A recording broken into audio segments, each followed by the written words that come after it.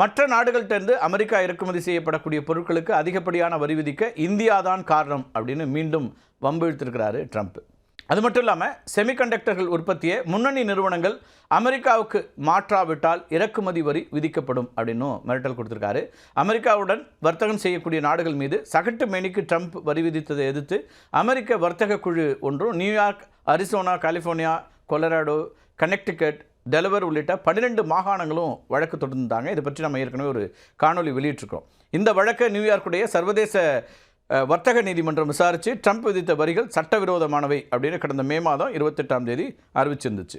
இந்த தீர்ப்பை எதிர்த்து ட்ரம்ப் நிர்வாகம் வாஷிங்டனில் ஒரு மேல்முறையீட்டை செய்கிறாங்க. மேல்முறையீட்டு நீதிமன்றத்தில் வழக்கு நடந்து அதில் 11 நீதிபதிகள் கொண்ட அமர்வில் 7 பேர் ட்ரம்ப்புடைய முடிவு தவறு அப்படின்றாங்க. இந்த வரிகள் சட்டவிரோதமானவை அப்படின்னு சொல்கிறாங்க.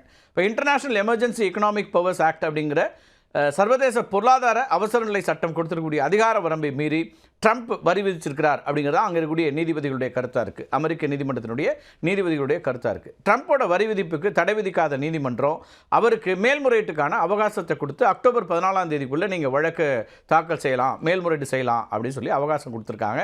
இந்த அவகாசம் வரை காத்திருக்காத ட்ரம்ப் நிர்வாகம் என்ன பண்ணுதுன்னா உச்சநீதிமன்றத்தில் உடனடியாக ஒரு மேல்முறையீட்டு மனுவை தாக்கல் பண்ணியிருக்கிறாங்க.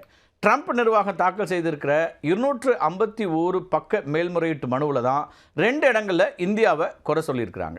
யுக்ரைனில் நடந்துட்டு இருக்கக்கூடிய இந்த போரை தடுக்க உதவுவதற்காகத்தான் ரஷ்யா கிட்டேருந்து எண்ணெய் வாங்கும் நாடுகள் குறிப்பாக இந்தியா மீது 50% வரி விதிக்கப்பட்டிருக்கிறது அப்படிங்கிற டிஃபென்ஸையும் அதில் முன்வைக்கிறாங்க. இந்தியா மீது விதிக்கப்பட்டிருக்கக்கூடிய வரிங்கிறது யுக்ரைனில் அமைதிக்கு ஒரு முக்கியமான அம்சம் அப்படின்னும் இது அதிபருடைய வெளியுறவு கொள்கையை செயல்படுத்தும் ஒரு வழி அப்படின்னும் ஒரு வாதத்தை முன்வைக்கிறாங்க இந்த மனுவில்.